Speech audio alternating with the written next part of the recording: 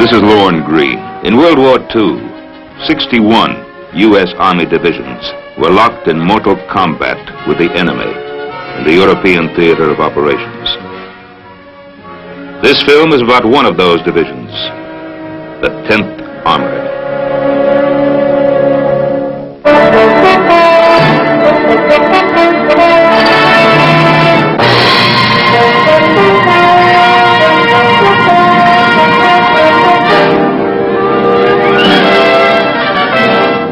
The 10th Armored Division was activated at Fort Benning, Georgia on the 15th of July, 1942. From the very beginning, it was known as a hot outfit. Its nickname, Tiger Division. The commanding general of the 10th, Major General Paul W. Newgarden, was a superb leader. Carry out orders, march, maneuver, and shoot were his bywords. No man had more pride in his troops, and no general was more revered by his men. I'm John Drew Devereaux. I was a company commander in the 10th Armored Division during World War II. We had a marvelous kind of spirit in our division, and I think it was due in great part to the training we got from General Newgarden, who was our division commander in the States. He was killed in an airplane crash before we went overseas. Now, he had a couple of very pet things that he liked. One, that we had to wear the top button of our coveralls buttoned. This was pretty uncomfortable, but after a while we got so that we looked at other outfits who wore them unbuttoned, and we thought they looked like slobs. He had a kind of thing that he liked to do about the salute. When you gave a salute in the 10th Armored Division, a tiger salute, you lifted your chin up in the air like that. That seemed pretty silly, too, until after a while we got used to it, and then we thought we were the only outfit in the whole Army that knew how to salute properly. In July 1944, a new leader assumed command of the division following General Newgarden's death. I am Lieutenant General William H. Morris, Jr., U.S. Army, retired. I was commanding general of the 10th Armored Division in Europe during World War II. The division sailed from New York on September 14, 1944. The long period of training was over. The men were prepared for anything, but their wildest imagination could not conjure up what destiny held in store for them. 2 days later, on the 16th of September, Hitler, meeting with his most trusted generals, made a momentous decision, a decision which would alter the course of the war. Operation Christ Rose, the Ardennes Offensive, a campaign in which the Tigers of the 10th would cover themselves with glory and make military history. The division arrived in battle-torn Cherbourg on the 22nd of September and was immediately assigned to General Walton Walker's 20th Corps, which was under control of General George S. Patton's 3rd Army. General Patton came to visit our division and talk to the officers and non-commissioned officers, as he did with all the divisions that were assigned to his army. General Patton covered very effectively the combat lessons learned during the war at the squad, section, and platoon level. I'm Colonel Thomas Chamberlain. During World War II, I commanded the 11th Tank Battalion of the 10th Armored Division. I can remember vividly the first days of combat, the first orders we received. Colonel Roberts called us into a small churchyard in the town of Chalon-sur-Marne. His first words were that the reason he called us into this particular churchyard in this particular town were that this was the place that he had received his first orders to go into combat during World War I, and he wanted to use this particular spot to start us off. We moved up all afternoon past Verdun and into the vicinity of Metz, and then that evening, in a beautiful moonlight night, it happened to be Halloween night, we infiltrated our half-tracks one by one, 3 minutes apart, down a very spooky road through a village and up into a wooded area, dismounted, and then trucked on up and relieved the 90th Division. I'm William R. Desiree. I was a battalion commander, a major in the 10th Armored Division in World War II. The 10th Armored Division was a very well-trained division. Its first combat was against METZ. METZ was, you might call it a defensive sector as far as the 10th was concerned. We were supposed to aggressively patrol, and we did. We saw that every instrument and every weapon was fired at least once in more or less anger against the enemy.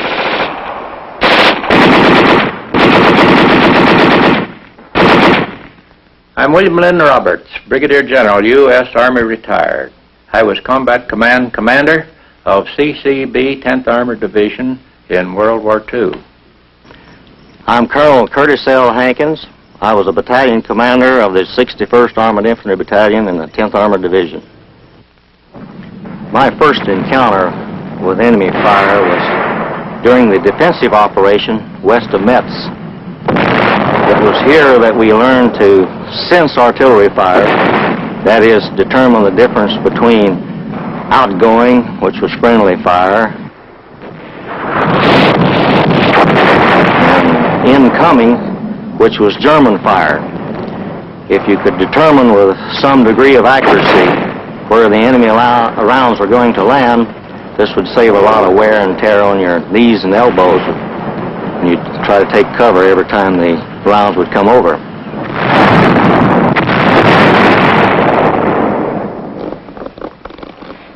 I am Colonel James O'Hara.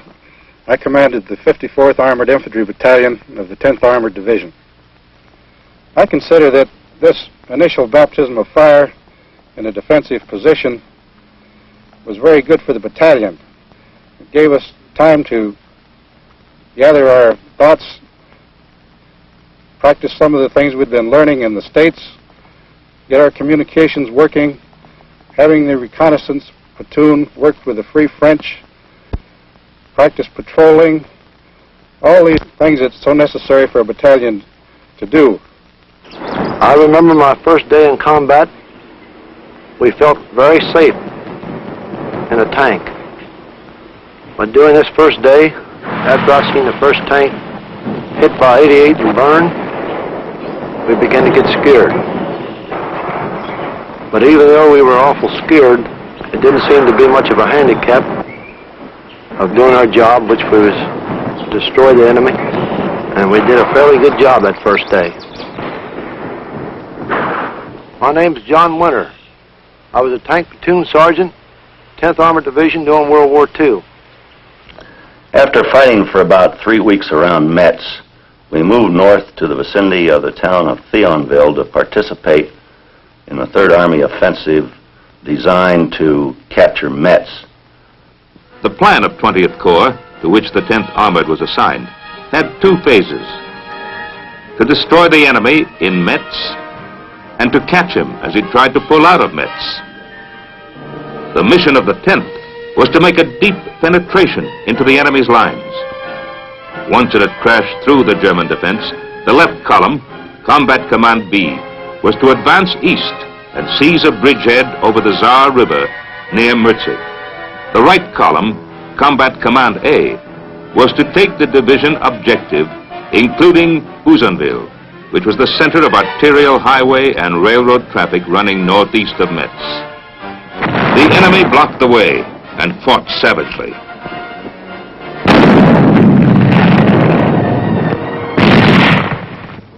But the Tigers clawed their way through the German defense. By the time the division had completed its first major offensive mission, it had taken 64 towns, repulsed 11 counterattacks, captured 2,000 prisoners, and destroyed great quantities of materiel. But the price was high.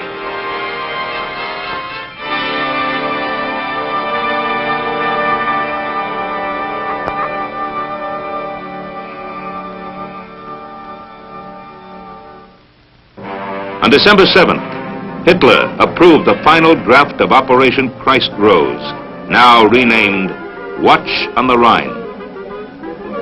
Hitler's plan of attack was to break through on the Ardennes with 3 armies. The 6th Panzer Army, led by the butcher from Bavaria, Sepp Dietrich. The 5th Panzer Army, led by Baron Hasse von Manteuffel. And the 7th Army, led by General Brandenberger.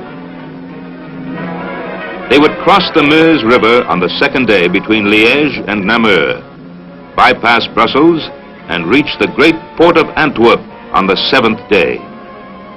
This operation, Hitler believed, would destroy more than 30 American and British divisions. He believed it would be the beginning of the end for the Allies. Within the next week, thousands upon thousands of troops and thousands upon thousands of tons of materiel were transported secretly from assembly areas to terminals just behind the front lines.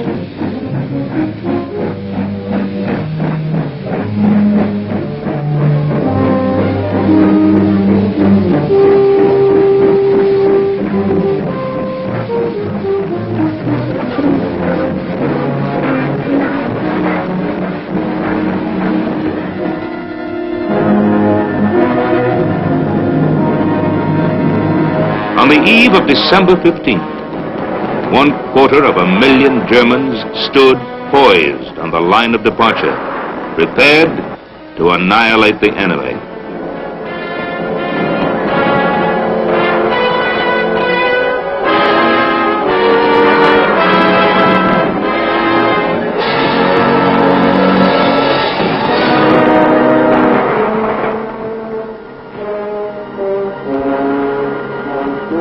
At 5:30 a.m. the following morning, flame erupted along an 85-mile front. Hitler's great drive to Antwerp had begun.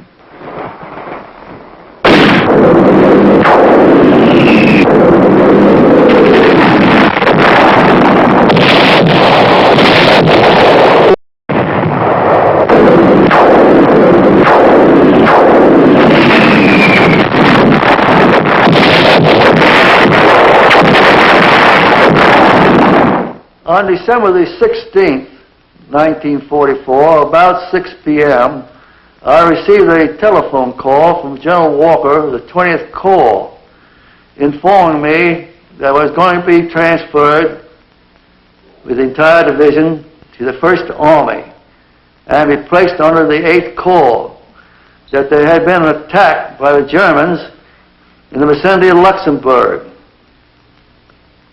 I immediately dispatched my Chief of Staff to Bastogne, the headquarters of the 8th Corps, for orders. The Chief of Staff returned about 2 a.m. the next morning and informed me that the division was to go into a quartering area just west of Luxembourg. When the Battle of the Bulge began, my unit was in a rest area south of Luxembourg. We received orders to be prepared to move north on 24 hours' notice. A short time later, the alert was changed to 12 hours. A short time later, we were on the road.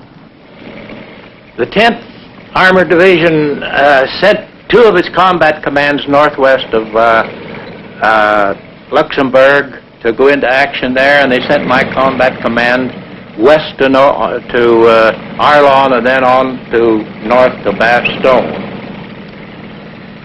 I preceded my outfit into Bastogne and got into Bastogne about 4 o'clock in the afternoon and found General Middleton. General Middleton asked me how my outfit fought and how many pieces my outfit would fight in. I told him 3. He said, all right. Send 1 to Noville, which is 6 or 7 kilometers north, 1 east to Longville, and 1 southeast to Bra. A little sidelight here. I had held up the march of our outfit to get O'Hara in front, because O'Hara had not been in the fighting, heavily down around the METZ area. So we got O'Hara in front, and I sent him out to Bra. I took my team down this road toward Wiltz, and we stopped for the night opposite the town of Warden.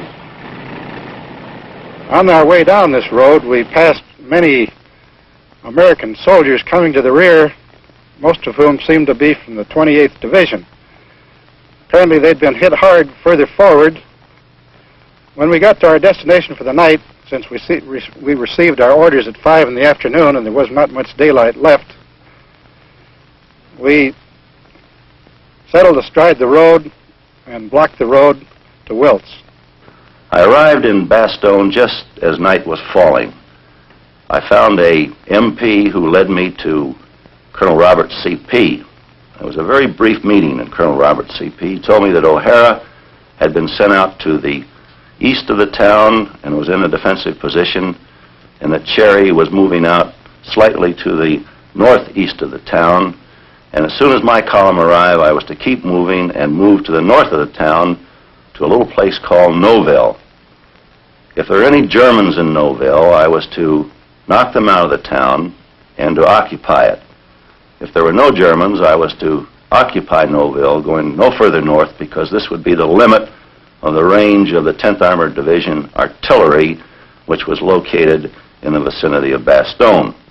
This then was the disposition of Combat Command B on the 18th of December, the night of their arrival in Bastogne. Team des Aubry was at Noville. Team Cherry at Longvilly. Team O'Hara at Warden. The total strength of the three defending units was about 75 tanks and 2,800 officers and men. Battering at the gates of Bastogne were the advance elements of General Manteuffel's 5th Panzer Army and General Brandenberger's 7th Army. Approximately 300 tanks and 50,000 men, whose mission, in addition to taking Saint-Vit and Wild, was to take Bastogne, and to take it fast. Bastogne schnell zu nehmen. Denn es kam auch darauf an, It was very important to capture Bastogne fast. It was the most important road junction in the southern area of the Ardennes combat section. And in the event General Eisenhower's reserve forces, which we suspected were near Reims, arrived to attack, they would have to pass Bastogne. Ankamen und gegen uns angesetzt wurden, mussten sie in jedem Falle über Bastogne kommen. Ich bin General der Panzertruppe Hasso von Manteuffel. I am Hasso Eckhard von Manteuffel, former general of the Panzer Troops and commander-in-chief of the 5th Panzer Army. We completed establishing the defenses of Noville about midnight. Actually, the defense was a routine, traditional type defense. We set out roadblocks to the east, one to the north, and one to the northwest, because these were the directions that we expected the Germans to attack us. The fighting throughout the night was sporadic. It was a piecemeal attack. They would hit us with small units from the north, and then they'd hit us with small units from the east.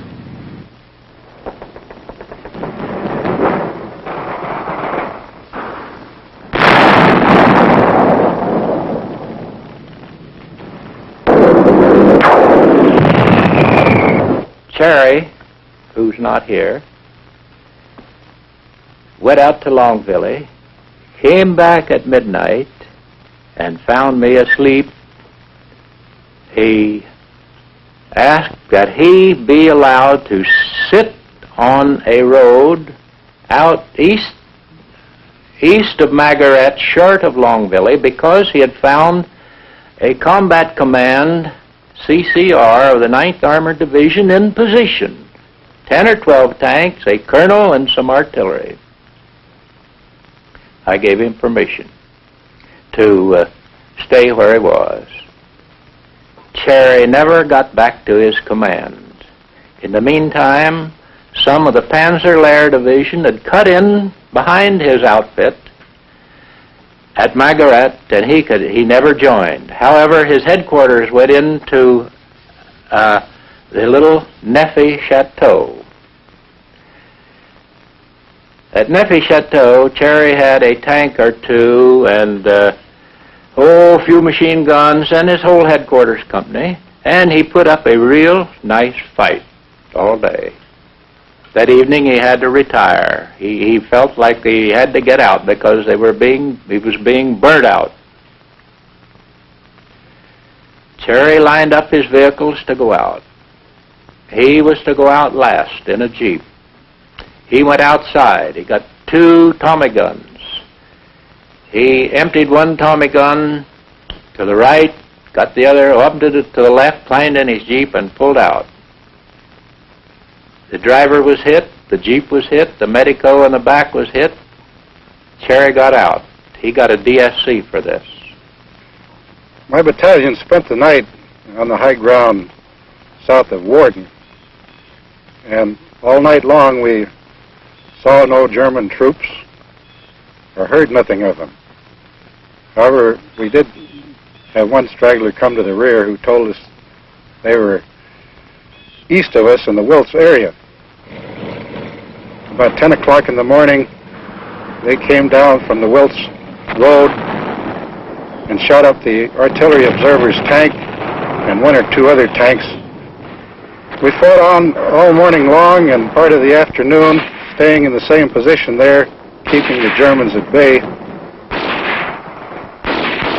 At first, the defense of Bastogne rested with 3 units of the 10th Armored Division. Task Force de Sobry in the northeast, Task Force Cherry in the east, and Task Force O'Hara in the southeast. I am General Anthony McAuliffe, United States Army retired. I was at Bastogne with the 101st Airborne Division in mid-December 1944. The 101st Airborne Division was at a place called Camp Mourmelon, near the city of Reims in France. We were recuperating from the Holland Airborne operation, where we had suffered about 30% casualties, and we were absorbing our replacements and going through a training program.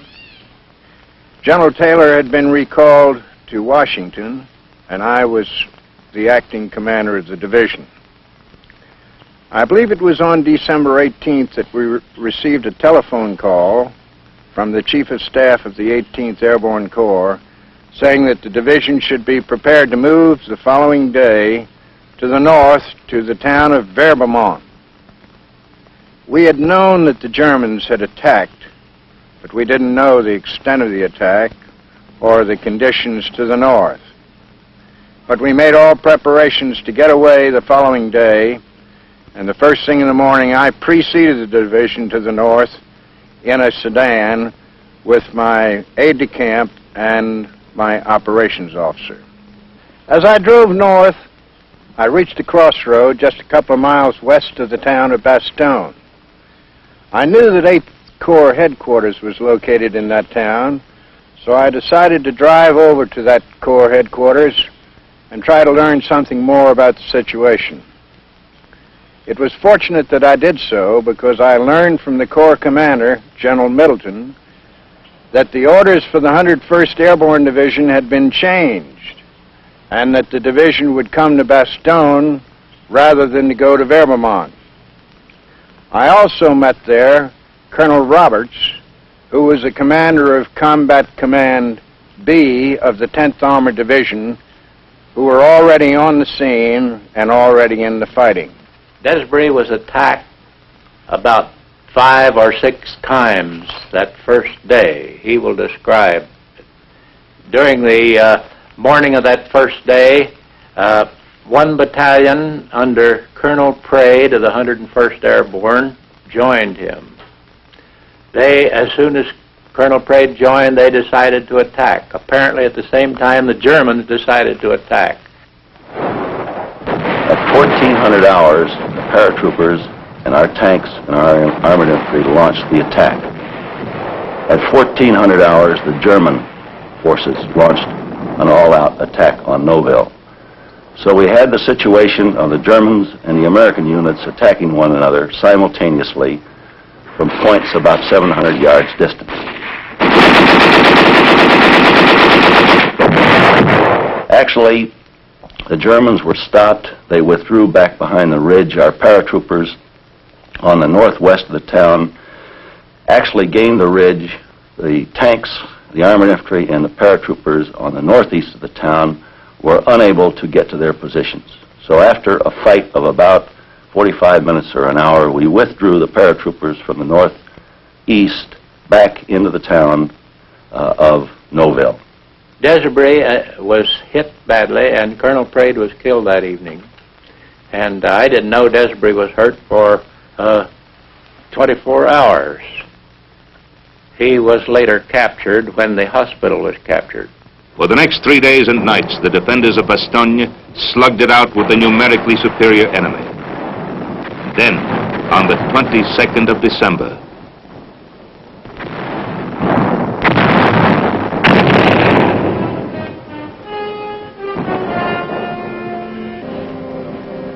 when the besieged city was finally encircled, the commanding general of the 47th Panzer Corps sent the following surrender ultimatum.